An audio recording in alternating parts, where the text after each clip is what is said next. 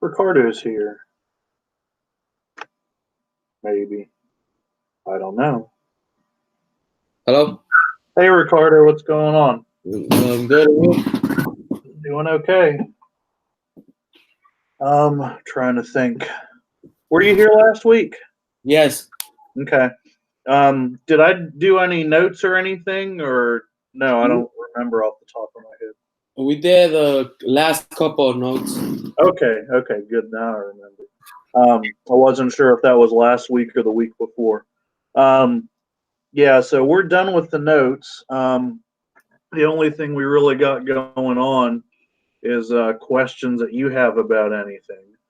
Um, so, because we're done with assignments and whatnot, and I'm looking at Power School. You don't have any holes in anything in the grade book, so you personally are pretty much set.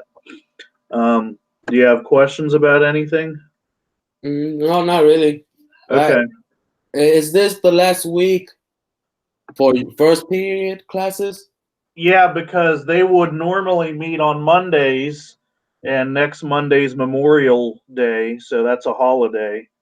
And then there's no school after that, so that's pretty much it.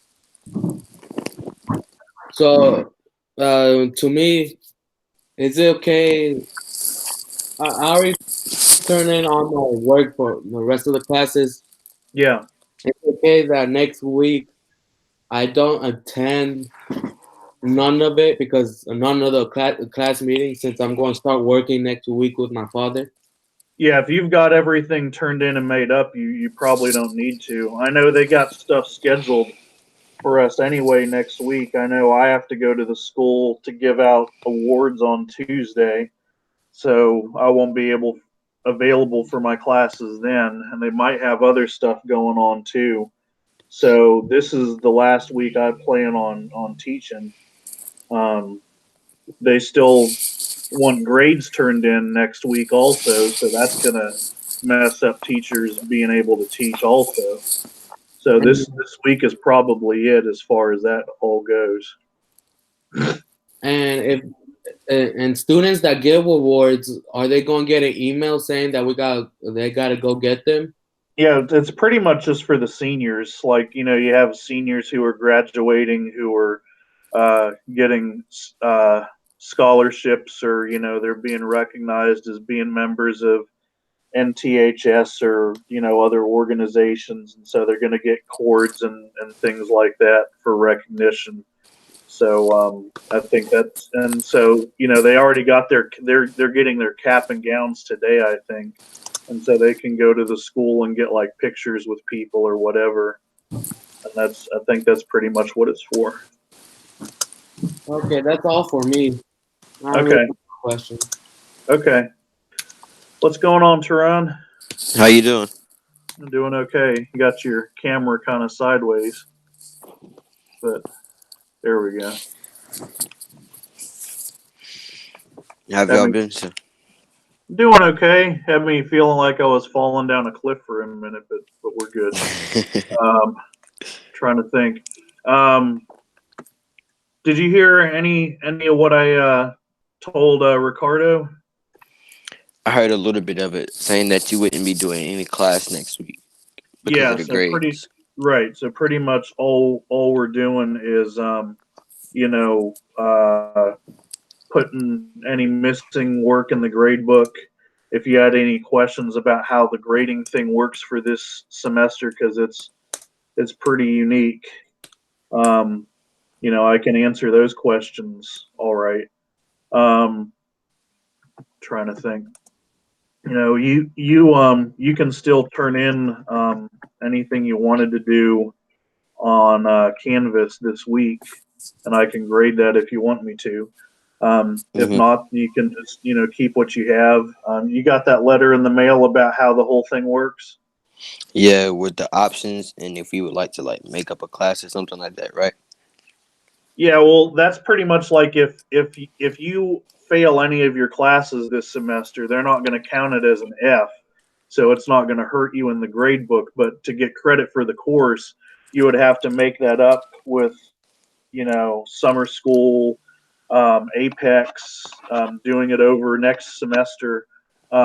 If you pass the class and you think your final grade is going to hurt your GPA, then your option is you tell Ms. Glass, like it says on that letter, hey, I want to be graded on a pass fail. And instead of a number going in your transcript, they'll give you credit for the course, but they'll just put that you passed the course instead of a number. So that's an option. Like, if you get, B's and C's all the time, but you got like a D in, math or English or something, you could tell them, hey, for this class, I want it to be graded on a pass basis rather than a number basis. And they'll adjust that. Okay. And if you don't tell them anything, then they're just going to keep the numbers because they're making us all submit our numbers, and then they're going to go from there based on what you guys tell them. Mm-hmm. So if we would like to make up a class, it would be better to do the first option, or to do Apex to bring up a grade in there. It would be better to do the first option. Well, if you pass the class, it doesn't matter because you're done with the class. It's Mhm. more so if they don't, like I said, they're not calling it a failure. They're not calling it an F. They're calling it a withdrawal. So if you get one of those, then you have the option to make that stuff up either over the summer or Apex or whatever, and they'll probably reach out to you and let you know that. But you're passing my class. I mean, you don't have to worry about that with me, but with other classes, that might be something to check Mhm. into. So. Cause this whole online, this is not for me at all. I don't like it either. I don't like it at all. It's crazy. It is. And then weren't they saying that we might start off next semester online too? Yeah, I've heard like a whole bunch of different things. Nobody really knows at the moment. I mean, I look at it as either one of three things is going to happen. They're either going to, have us go back to normal, which I think is the least likely, or we can keep doing this, which I think is almost as not likely. The third one, which I've heard a bunch of people bring up, is stagger them out like A-day, B-day classes and have like half the kids come to school one day and half come to school the next day. And that way you can spread kids out in the classroom and all that. I've even heard it suggested to keep kids from changing classes and being up in the halls where they'd all be bunched together. I heard someone suggest that whoever your first period teacher is, you would stay there like all day, and then the teacher would come around and just switch teachers off instead of switching kids off, so there'd be less movement in the halls. And they would deliver lunches to you and all kinds of weird stuff. So I don't know. But yeah, this has been kind of wild because like I'm looking since y'all are here. Mhm. There are 9 kids in y'all's class who have done nothing this whole time,